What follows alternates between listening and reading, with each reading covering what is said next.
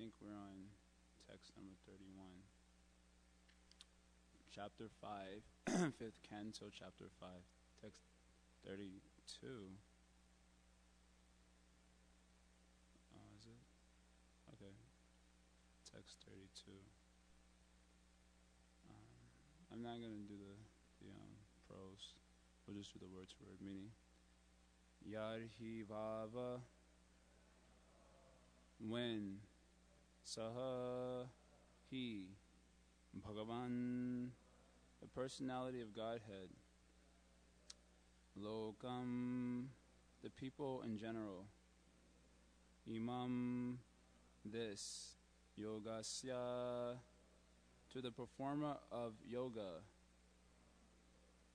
Adha, directly, Praptipam, antagonistic, Eva, like, Achakshana, observed, Tat, of that, Pratikriya, for counteraction, Karma, activity, Vibhatsitam, abominable, Iti, thus, Vratam, the behavior, Ajagaram, of a python, to stay in one place, Astita, accepting, Shayanaha, lying down, Eva, indeed, Ashnati, eats, Pibati,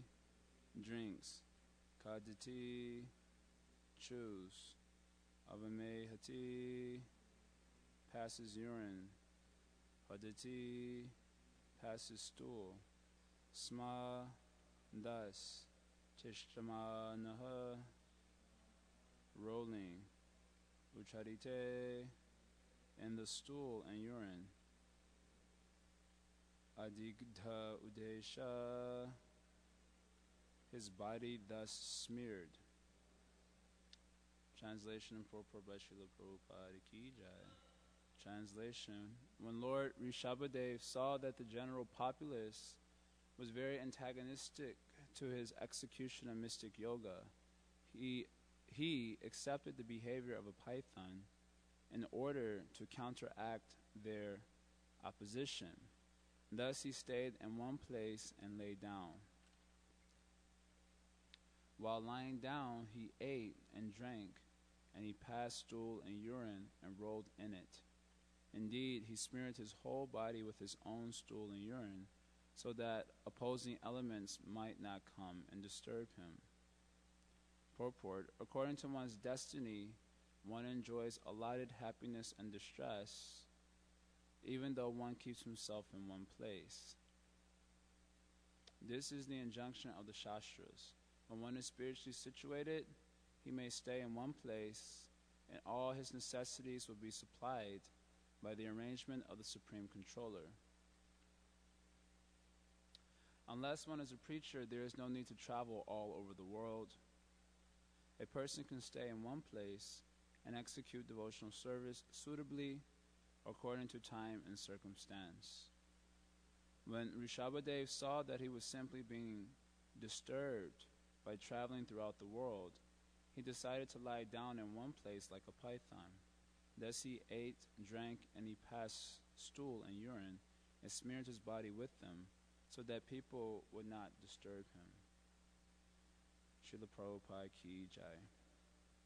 Om Agyantimirandasya Gananjana Shalakaya Chakshurun Militam Yena Tasmai Shri Guruve Namaha Shri Chaitanya Manobishtam Stapitam Yena Bhutale Swayam Rupa Gadamayam Dadati Swapadantikam Vanchakalpaturubhyascha Kripa Sindhubhyarevacha Patitanam Pavanebhyo Vaishnavebhyo Namo Namaha Jaya Shri Krishna Chaitanya Prabhu Nityananda Shri Advaita Gadadhar Shri Vasari Gaura Bhakta Vrinda Hare Krishna, Krishna Krishna, Hare Hare Rama, Rama Rama, Hare Hare.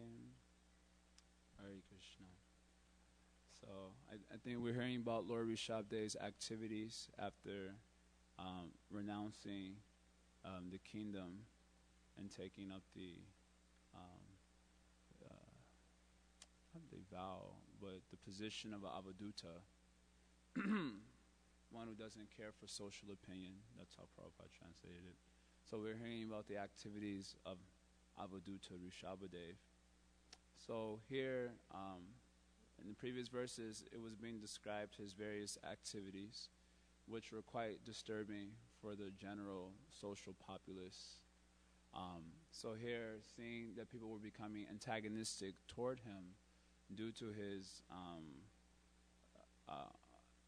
out of the ordinary activities, so he's decided to leave the social position and lie down in one spot that is called Ajagara Vritti, the vow of a python, of just staying in one spot and eating, sleeping, passing the urine stool, everything in that one spot, not going anywhere.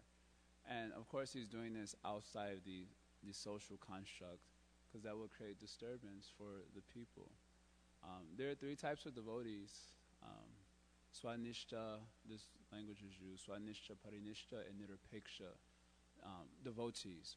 And a Nirapeksha devotee, he's a complete renunciate, and he will not care for so much for social considerations that is mentioned. Something like Rishabhdev, that will not be a high consideration in his consciousness. He just performs activities of devotional service, Nirapeksha devotee. The Parinishta devotees, they are also realized like the Nirapeksha devotee. They're completely self-realized souls, but they see the viability of following regular social conduct for the upliftment of people in general. Because if people see or try to imitate activities for which they're not qualified, that will lead to degradation.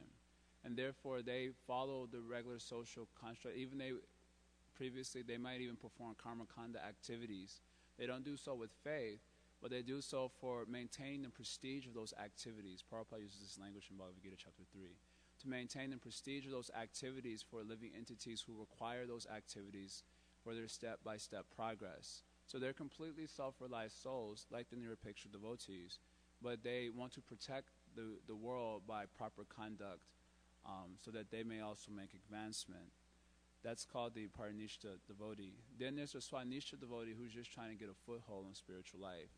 He follows the recommended dharma for gradual purification of heart and gradually rising to the self-realized platform. So these are the three types of devotees. And so Rishabhde's position is similar to that of a Nirapeksha devotee, avadhut, not caring for social opinion. But therefore, you see, he goes out of the, how do you say? Out of the city, out of, what's the word I'm looking for? Yeah, out of the social parameter. And because if people shall see those activities, well, they were seeing those activities. And what was the result? They were becoming more and more antagonistic. So he moved outside of the social parameter and practiced this Ajagara Vritti, the vow of a python, so that he can remain situated in his consciousness without causing unnecessary disturbance for those who are not spiritually developed and cannot understand his transcendental position. So that's an important point, just in case anyone likes this idea, Ajagara Vritti. Someone may like, that's cool, due to just being psychologically not together. So you might get attracted to this idea of Ajagara Vritti. Oh, I'll just sit in one spot, I don't have to do anything. But then if you're going to do that, you should do so outside of the social parameter, so no one will see you. And that way, you won't cause disturbance to anyone. If you really think that you're on such an exalted level of consciousness that you can practice such a thing as not doing anything, then that is okay. We won't fault you for that. But it should be done outside of the social parameter. Otherwise, you cause unnecessary disturbance, antagonism in the atmosphere. And generally, if someone should try to practice such activities within the social construct, it is usually just due for false prestige. It is due to the influence of false ego. They want someone to see, oh, how spiritually developed I am. I'm not doing anything. Generally, we don't see that you're spiritually developed. You see that you've been attacked by the mode of ignorance to a severe degree. But he may be thinking like that. I'm so advanced. I don't have to do anything. So if someone is thinking like that to imitate the activities of Rishabhadev, then okay, fine. And the Shastras do mention that that will lead to destruction if you imitate the activities of great souls. But if you feel that you're qualified to do so outside the social parameter. That way it's only you and God, right? There's no prestige that can threaten you and no one's seeing you, outside of the Supreme Lord. And you can try to imitate that activity and see how far you go. We have to understand that these activities they come to the Avadutas naturally, spontaneously, not as a matter of intellectual decision making. They've heard a few things from the Shastras, and I like this one. I think I'll follow that one. It is not like that, an intellectual decision making going on. It is actually by dint of their transcendental consciousness that activities they're doing are quite spontaneous. So that's that point should be made, because I can see some people getting attracted to this idea and thinking, I'll not do anything. As long as you live within a society structure, then Dharma is the main principle governing the society. What is your duty? So it's not that, I get attracted to some idea and then I just choose to follow it on my own accord. But rather, what is your duty within the society? That duty will purify you. Not just doing what is attractive to you on the material platform, but rather understanding what is your duty and following that to come to the level of such an exalted consciousness. That is the most essential principle. And it is the principles of Dharma that will protect the living entity from degrading himself on account of mental speculation. So that point can be made in another context. Prabhupada is describing here that for those who would practice this Ajagata Vritti, this vow of the Python, or occupation of a Python, they understand that, Prabhupada says, according to one's destiny, one enjoys allotted happiness and distress, even though one keeps himself in one place. So generally, conditioned as we are, we generally endeavor for happiness and endeavor hard to avoid distress. This is the main activities of the conditioned souls. They see that something is enjoyable and they try to go after it. And they see something is not enjoyable, they try to avoid it. And their whole consciousness is captured by plan making, how to get happiness and how to avoid distress. And that's all they think about. There's nothing else going on. I would venture to say even devotees in our newer condition, the mind is so much captured by plan making. I'll do this, I'll do that. Or if I do this, I'll avoid this situation. By doing that, I'll get happiness. So the mind is captured by plan making. But the conditioned entity doesn't realize there's another factor in play. The other factor in play is the laws of nature. No one can stop the onslaught of happiness and distress from accosting them. That's not possible. Because the laws of nature are forcing themselves upon the living entity. If we were really in control of our own destiny, why would we bring misery to ourselves? We flatter ourselves thinking that we can really control our destiny. But if that were really the case, who would bring misery to themselves if they had such power? Who would bring birth, death, disease, and old age to themselves? Who would bring the threefold miseries to themselves? No one would do that. So one would have to realize that these conditions are forced upon us by the material nature. We cannot stop them by our Prabhupada's language, our planning commissions and stopgap political solutions, campaigns and so on. You will not be able to stop. You can have a big planning commission. You will not be able to stop the laws of nature from acting.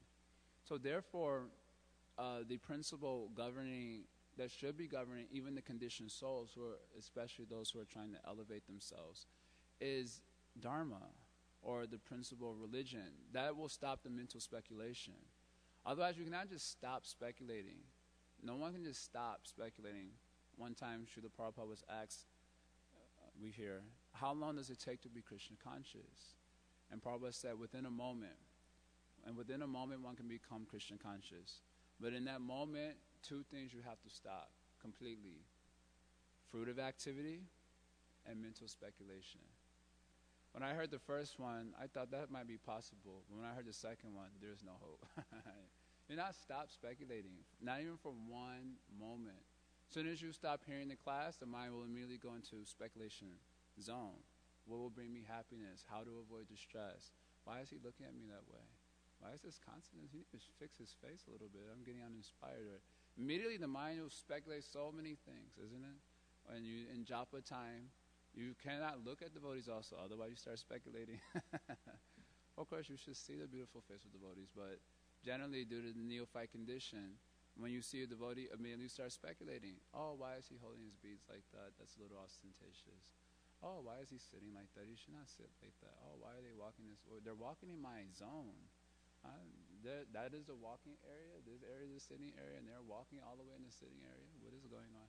The mind goes into speculation.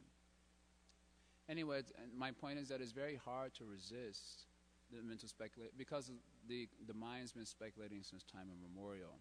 So naturally, it will speculate about how to get happiness, how to avoid distress. That is its natural, in the conditioned life, that is its natural tendency. So in order to curb the tendency for speculation, then there's the principle of dharma. So then you think about your duty and not about how to get happiness and avoid distress. Understanding that it's not possible to avoid the various ever-changing conditions of material nature, then it's more important for the living entity to focus on what he's supposed to be doing and not just speculating about what he would like to do according to the ever-changing nature of the material world. Otherwise, he remains bewildered. So sometimes you think, oh, I like this is good. And then the material nature changes. Oh, now this is good. And then material nature, oh, now that is good. And he goes on speculating. But instead of speculating, he should understand what is his dharma. So then Krishna, that is a teaching in the Bhagavad Gita. In the very outset, Karma Yoga or Buddha Yoga, Krishna teaches, the living entity wants, when he sees happiness in the form of material enjoyment, go for it. And when he sees distress in the form of material suffering, avoid it. Bhoga Tyaga, this is going on. So then Krishna gives this new idea to Arjuna that you do the activity, karma, the particular activity that you're supposed to be doing, but you can't get the fruit, the bhoga, you can't get the enjoyment. So generally, if I can't get the enjoyment, then I stop the activity, right? If I'm not going to get the fruit of the activity, why do the activity? But then Krishna says, but you also maintain the activity, and when there's distressful situations, you don't give it up. So this is a very new concept for the soul. So Arjuna is also confused about it. So he inquires about it in the beginning of chapter 3. You're speaking double talk here. On the one hand, you say this. On the other hand, you say that. But that's double talk. So then Krishna has to elaborate more about what are the principles of karma yoga, how that leads to the purification of the soul. So instead of planning how to avoid distress, how to get happiness, one has to think about how to execute his dharma, or we'll use another word in context of devotional life, how to do our service and how to improve upon the service, instead of speculating about how to change the situation. You'll notice that in mode of goodness life, things are dispassionate. And many times I've heard from persons who join the Krishna conscious movement, they can get bewildered by this. In fact, they said, before I joined the Krishna conscious movement, I had so much of drive and adventure, like adventurous spirit. And, I wanted to do so many things. Now that I've come to the Krishna conscious movement, I don't want to do anything. And they actually don't realize that's an improvement, actually. That you're rising to the mode of goodness, which is a dispassionate lifestyle, and a more focused lifestyle.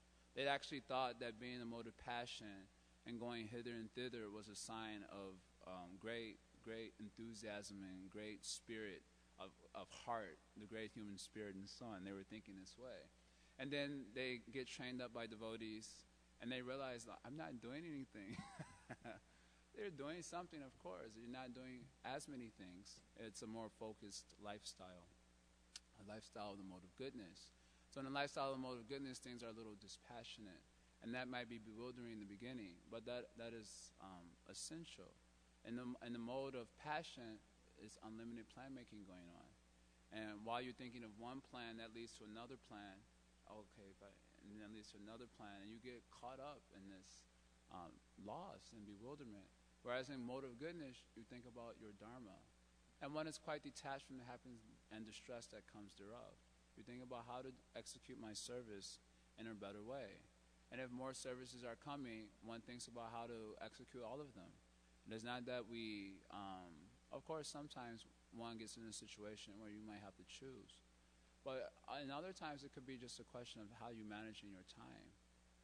Because if generally it is saying that because we're not good at managing our time, we just want to drop off one service and not accept all the services that may be coming. But that is not that is mode of passion, because I have so many plans and this new service just came and it's interrupting or causing a dent in my particular strategy. But actually, in a mode of goodness lifestyle, you will see that, the services come. Now I have to accommodate it. What is that? We used to hear this verse, Ananyas Chintayantamam Yejanam Pariprasthate Tesham Nityabhayuktanam Yogashima Vahamyaham, that Krishna carries what we lack and preserves what we have. And Saris would say it like this, I appreciated it on a theoretical level at least. He said, Krishna, whatever service you have, he preserves. And whatever service you don't have, he carries that to you. So I used to appreciate that statement, at least on a theoretical level. And in that way, he would try to encourage us that whatever services are coming, you should accept all the services. It's not that I pick and choose service. But, okay, now Krishna's sending some more service.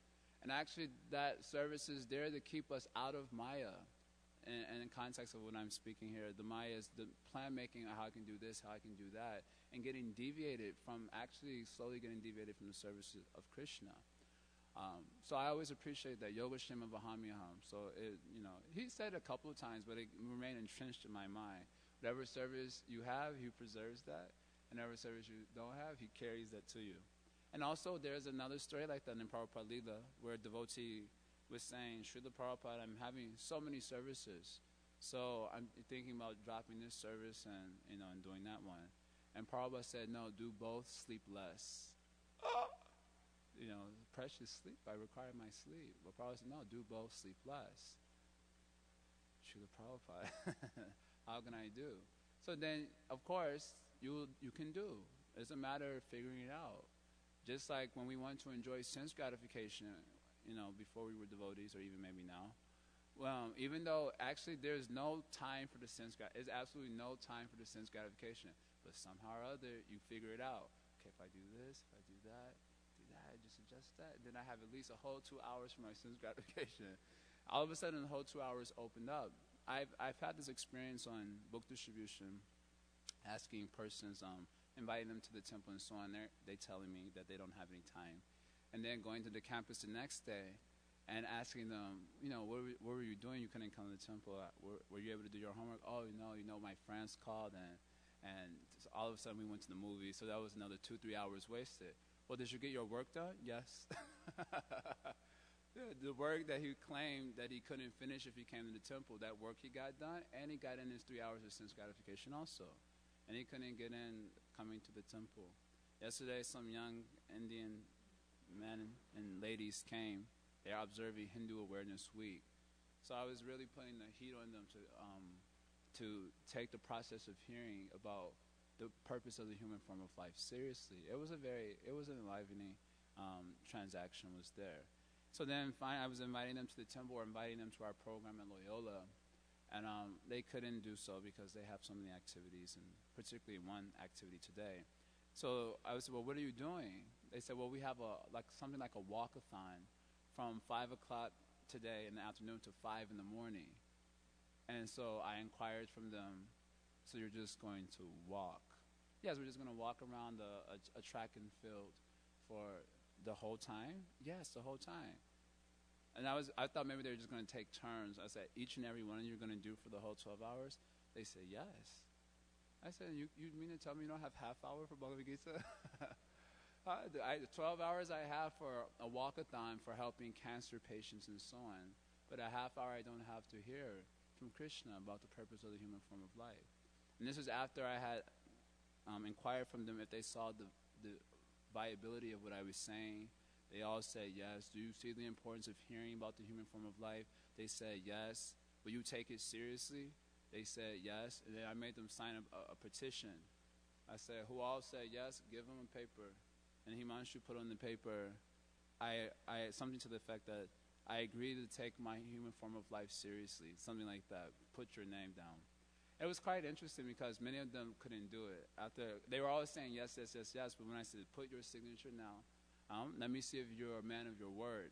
Then many of them said, no, I cannot do it. I cannot do it. I could appreciate that honesty. So then the idea here that I'm expressing is that we should spend minimum time trying to avoid the allotted happiness and distress that is due to us. Your consciousness should not go into these things. Tasheva, heto, prayateto, kovido. If you're learned and a little bit philosophically inclined, then you will understand that this is the condition of the material world. Therefore, what does Krishna want me to do? That is the most important question to ask. We're going through our questions, how to get this, how to avoid that. That is not very important questions. Most important question is how to execute the service that's been given to me as a gift from Krishna when the circumstances are changing, how to maintain that service in the ever-changing circumstances.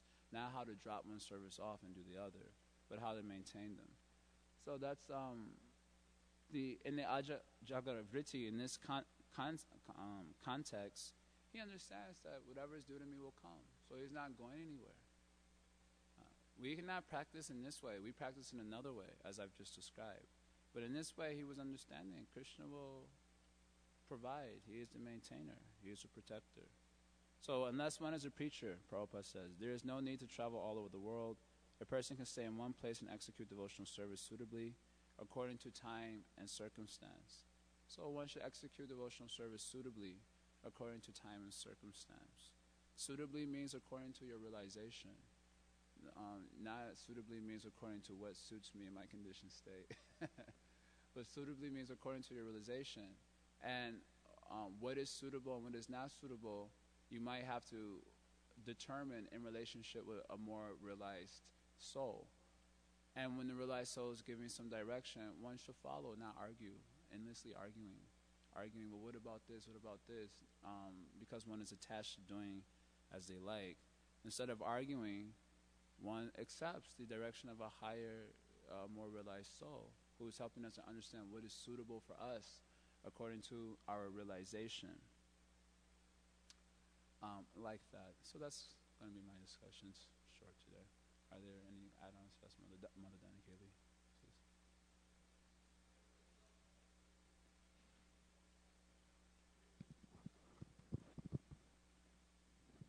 Prabhupada says in his purport that if one is spiritually situated, he can stay in one place and all his necessities will be provided. So Prabhupada didn't encourage traveling all over the place just to put bread on the table. Just for preaching one can travel otherwise. So how are we to understand this as far as our practical lives go? Because we see that many devotees, they do have to travel just traveling across Chicago for your job can take an hour and a half each way. And some devotees even have these jobs where they fly across the country on Monday morning and fly all the way back on Thursday night, or so are we supposed to understand that we're not spiritually situated? Or of course we're not spiritually situated, we're sadhakas, we're trying to get there, but what on a practical level, how should devotees try to put this to practice? Is it detrimental to our spiritual life to stick to that program, or should we try to traveling around? I'm just saying to put bread on the table, to maintain the family. Most devotees have to do a lot of traveling, whether it's across the Chicago land or across the country. But Prabhupada's saying, just stay in one place, and so I'm just asking. So what are we supposed to think, that we're not spiritually situated, or? Well, of course we're not spiritually situated.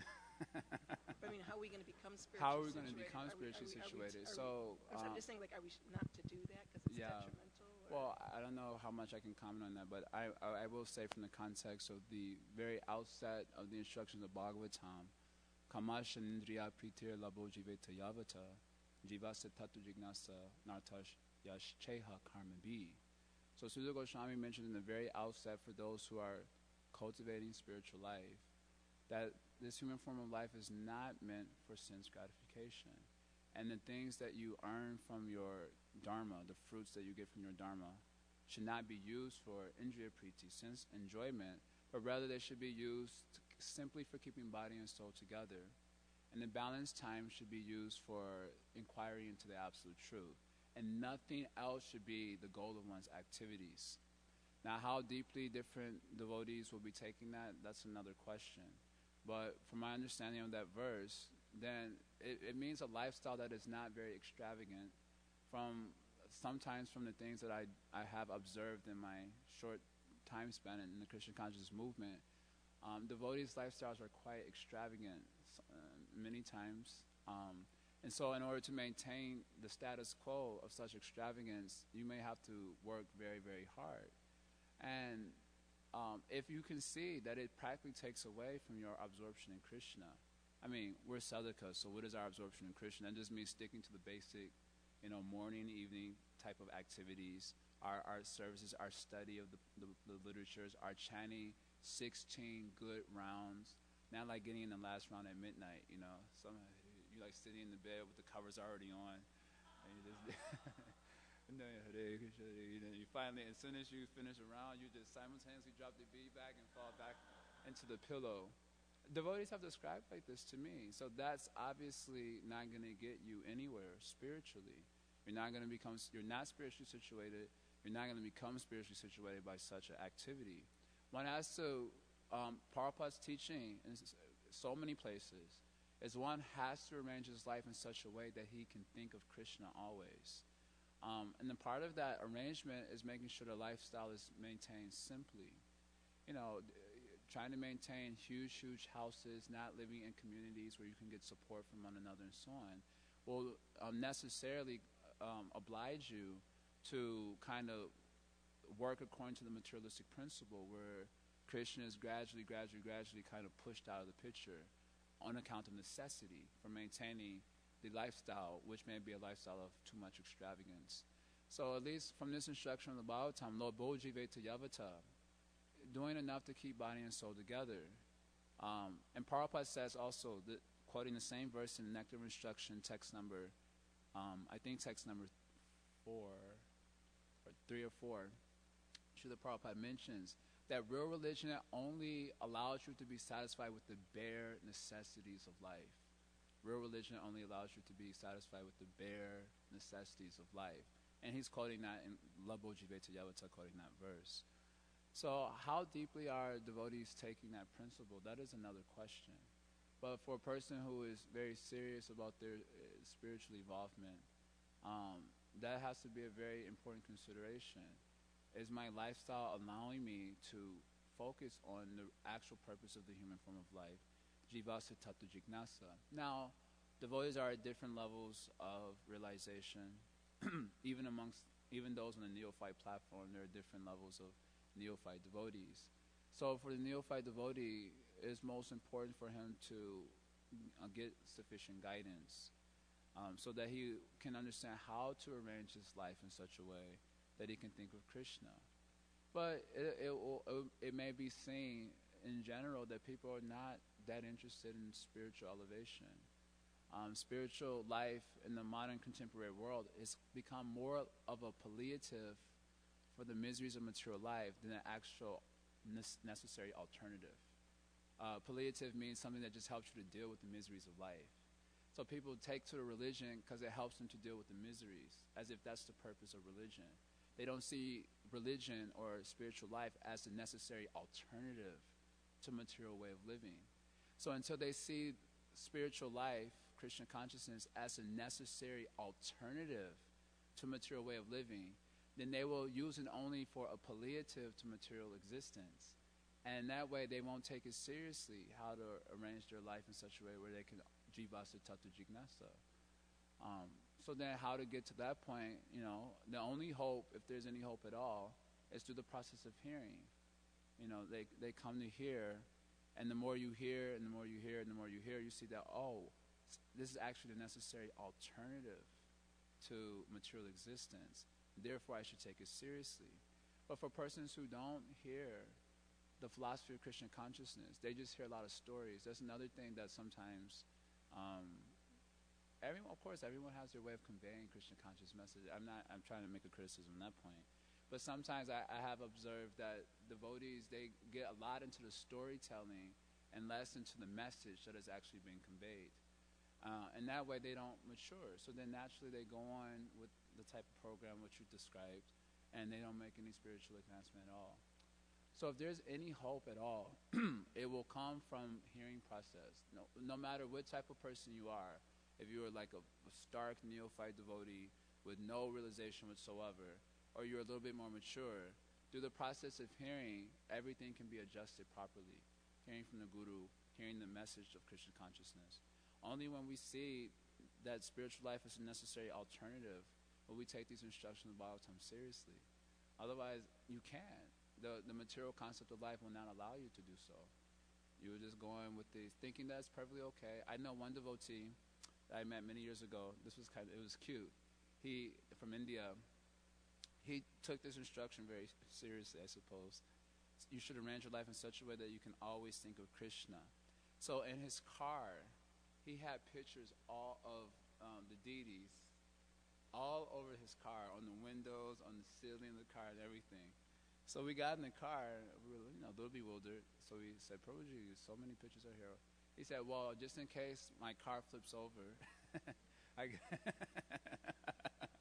was very cute, and I get into an accident. Well, while the car is flipping over, wherever I look, I'll see pictures of the deity. That was okay, but you can see it and not be aware. I mean, that happens every morning at Mangalarti time, right? We see the deities if there's no consciousness. And until the living entity sees that Krishna consciousness is the necessary alternative to material existence, the material concept of life will not allow him to stop his activities of extravagant lifestyle. Why does everyone have to have 5 cars in their house that cost $40,000 each or something, you know? Why does everyone have to have a plasma television with so many videos lined up that have nothing to do with Krishna whatsoever?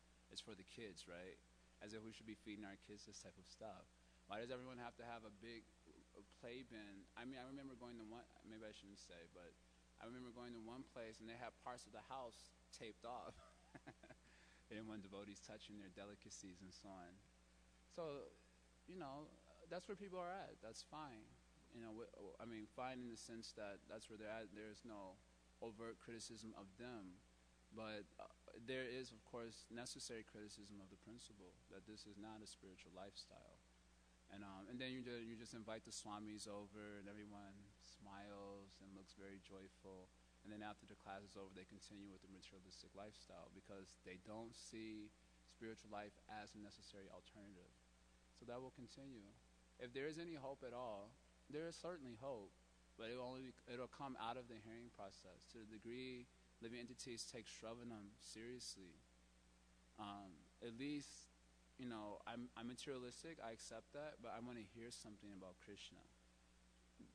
If they take that seriously, there's all hope. But if they're not going to be serious about Shravanam, then we can hardly expect that the material concept of life will allow them to stop their Puna Punascharvita Charvananam, chewing that which has already been chewed. So then my point message is an encouragement for hearing more carefully and trying to understand the serious weight of the message of Krishna consciousness. Even if we're completely absorbed in matter, that's okay. Try to hear somehow or other. Just take hearing seriously. Wake up in the morning. Even if you can't do anything else, try to hear Krishna, about the message of Krishna, and try to understand it. Then there can be some hope for anyone. Otherwise, I don't see how it will be possible at all. So that's going to be my answer to that. Okay, not a problem. I was going to add something to that.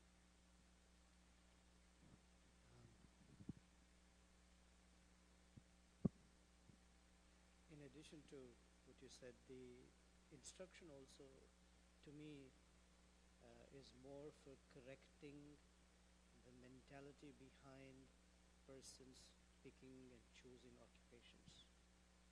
The general mentality is, let me uh, broaden the horizon, let me broaden the boundaries of exploration.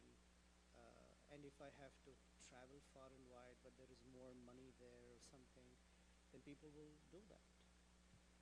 I remember Prabhupada narrates a story. The husband leaves early in the morning, travels, he said 300 miles away. And then he comes back late in the night. The child is sleeping when he leaves, child is sleeping when he gets back. A few years later, he asks the mother, who's this man? His daddy. So to me, that instruction is to correct the mentality that life is meant to be kept simple. Simple living and high thinking. But I know certain devotees who are very nice devotees, and I think the mentality part doesn't need correction, but they have to do it as a matter of duty to serve.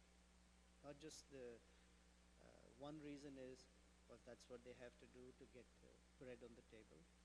Another is association.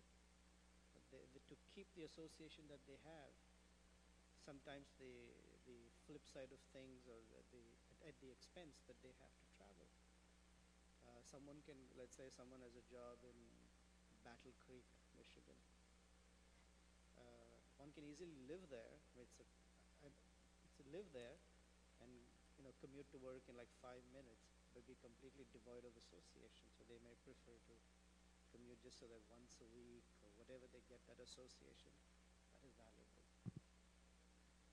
It's the mentality that needs adjustment. Go ahead. Thank you for that balanced. No, it's not balanced. No, I would like to make a point about that also. Not a point. I'm not going to add to that. That was a very nice point. Just for the hearers, it's important to.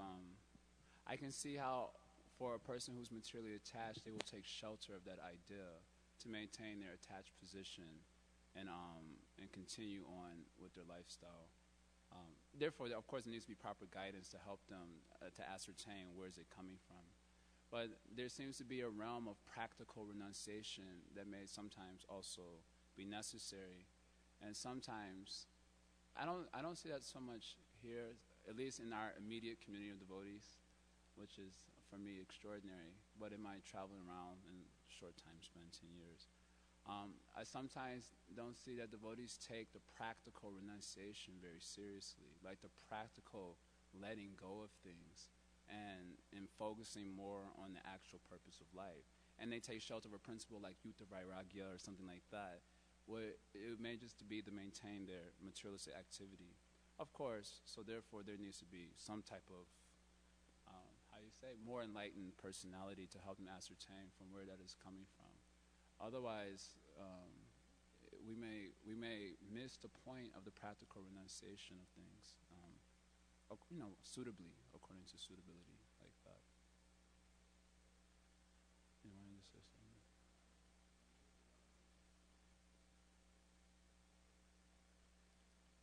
What does that mean? Krishna is giving a blanket, talking about Dharma in the Bhagavad Gita, but right now we have a specific, we have a different situation. We have a Yuga Dharma that takes precedence. I wanted to know if you could talk about that. Yeah, you can just understand from Gaur Leela, they are also doing Yuga Dharma, and they were also doing so many activities.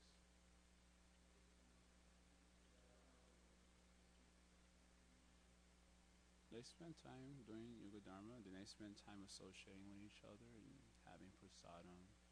One thing you do see a lot in Gaur Leela is they know how to associate with devotees. That's one thing that you do see a lot of in Gaur Leela. And they spend a lot of time associating with devotees, just having Krishna Katha. And you see them working, some of them work. Lord Chaitanya gave instructions for some of them to do work, for some to do deity worship, for some to do preaching. He gave different instructions to different devotees. To Haridas Thakur, he told them just chant Hare Krishna. And the Gambhira, one place there in Puri.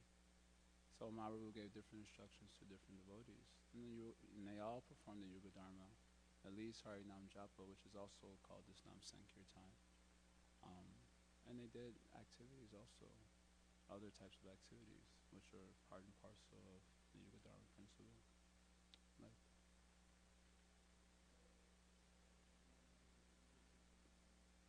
everyone is doing the Yuga Dharma. If you're chanting Japa, you're doing the Yuga Dharma. The Yuga chanting Harinam Japa also counts as a Yuga Dharma.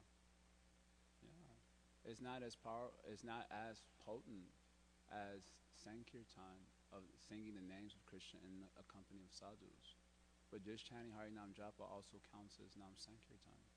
It's mentioned in many places in the Chaitanya Charitamrita. So one is doing that. You can understand in the history of Gaudiya Vaishnavism, where a lot of Sahajism spread suddenly, many of the pure Vaishnavas didn't have like so much of Sangha to, so they would just chant Japa like that. So that is there. Is there any other comment or question? Yeah. Yes, Acharya Shiva.